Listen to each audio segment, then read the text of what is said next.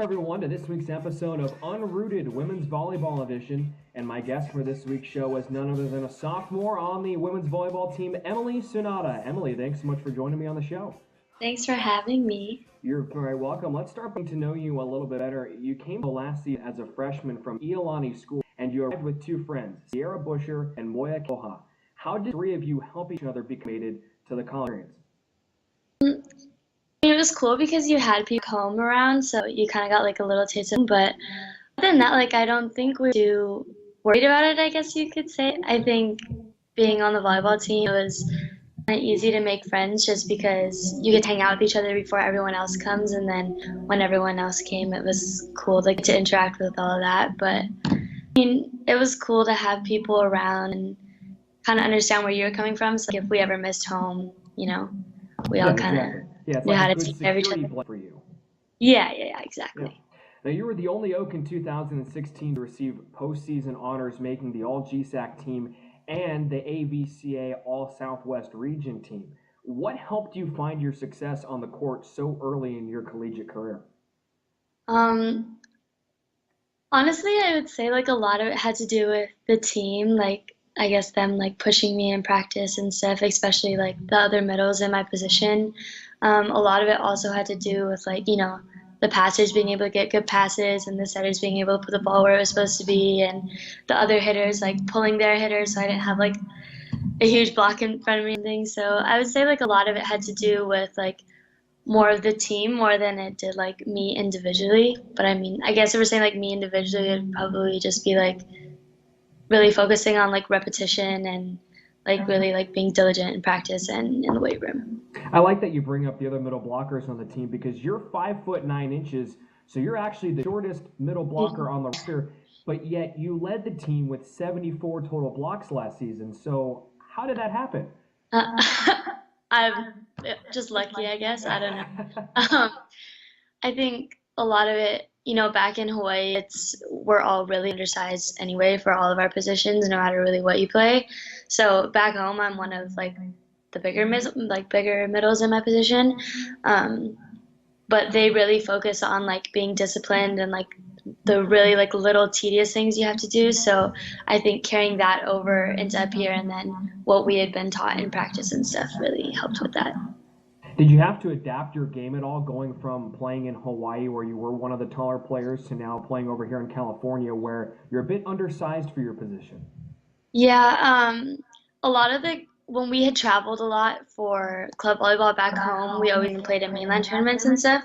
And the girls were always really big. And I remember my first tournament, I was like, oh my God, there's no way I'm going to be able, I'm not going to be useful at all. I'm just going to be a body standing here. But I think it's easy when you have everyone else doing their responsibilities, so it kind of makes it easier for you because if someone's hot on the outside and they keep sending them and then they throw one to me in the middle, I only have one person up, so it's a really big team effort, I guess, honestly.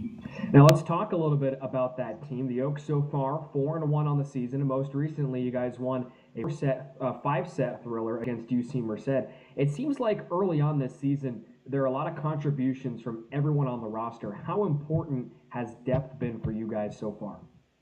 I think it's been very important. I think a lot of our middles had left last year, so we've just been moving a lot of people around and stuff. But I think with the new system and obviously we have a new coach who's been awesome. I think really being disciplined and really having everyone being able to do a lot of different things has been really helpful. And I think that's why we've had so much success, is just because you have Maggie who can play right side and outside, and you have Bailey who's transitioned into kind of being a middle, but she can also play outside or right side. And you just have a lot of people going everywhere and being really helpful and contributing in a really positive way. That obviously plays a very big role in you guys being able to rattle off 6 or more consecutive points and really swing momentum back onto your side. Would you say the versatility is the key contributor there, or what else can help you guys get so hot for such a long period of time? I think as a team we're very I know it's kind of weird to say, or I guess not typical, I guess. I don't know. But we're a really like emotional team. So when we have like a lot of energy and like we're really engaged, like we always play really, really great volleyball. So I think that's like a huge contribution to why we're able to, get those points consecutively in a row. Um, I think another factor would just be everyone just being really disciplined and like doing what they need to do and just being really aggressive when they swing and when we're on defense and offense and everything. So When you guys get fired up as a unit, that can be contagious to everyone on the floor, correct? yeah, it's awesome. It's like a real like adrenaline rush. Yeah, exactly. Now, the William Jessup Invitational, what kicked off the season for you guys, you had 4 games in 2 days right off the bat. Is it ever taxing to begin a season like that, or do you guys view it as more of a beneficial factor? Well, it was kind of weird because this year we only had like a week and a half of preseason, which is way less than we normally do. So we didn't have like a ton of time to prepare. And so we were doing like 2 days with weights and we're all pretty tired. But anytime we have a game, like it's always like fun and like we're always pumped up to play. So, I mean, at the end of those 2 days, I mean, we're all kind of like gassed or like it's really like we're really tired and we want to like, take a break. But I think we're all really excited to play, so it's not like that bad, if that Yeah, makes sense. yeah, I got you. Yeah. You guys have a very busy week this week. First, you're facing off against UC Merced again on Wednesday. This time it will be the home opener. What have you learned from the Bobcats last Wednesday that will help you this time around? Well, we did a lot of scouting for the first game. So with that, we tried to implement that in the game, which was good, and I think we did a really good job of that. Um, I think a couple of keys for this game would to be really disciplined on defense and to make sure that, we're closing the block, everyone's up and available in transition. We're being really aggressive and diligent with our serving and serve receive and everything, and I think we should do fine. So hopefully that game plan works out. Yeah, well, so far it's been working out for you guys through the first 5 games. Yeah. Menlo College is hosting their first women's volleyball tournament since 2013. That will be coming up this weekend, Friday and Saturday. The Oaks play 4 games in 2 days again, so back to tournament play. How tough can it be to prepare for so many teams at one time? It's hard because it's kind of like preparing for like a bunch of finals, I guess in a way, because you have to go in and you have to sit down, you have to watch a video on one team, and you have to like make sure that the scouting report stays with every team, so you're not mixing up and being, like saying, oh, they have 3 middle when it's the other team that has the 6-3 middle. You don't have to worry about the middle on the other team. So, I mean, I guess in that sense, it's hard because there's so much information and there's so little time to learn that because, of course, we're proud of the week and we have games and, all this other stuff. But um, other than that, I think just us doing what we do best is, enough to, Yeah, yeah. absolutely. And I like the analogy to preparing for finals. I think your professors would really appreciate that comment. It shows that you're doing your homework, and I'm sure they like that. Yeah. All right, Emily, let's get into the final segment of the show. It's called Brown Bites. I'm going to ask you 3 off the wall questions. You give me your best answer, all right? Okay. Question number 1. Which teammate would least enjoy living on an island? Are we talking like you're out in the wilderness or like living on like an island, like living in Hawaii on an island? We're gonna go with Hawaii. That was what I was thinking of when I was writing it. Who would So least enjoy that? yes.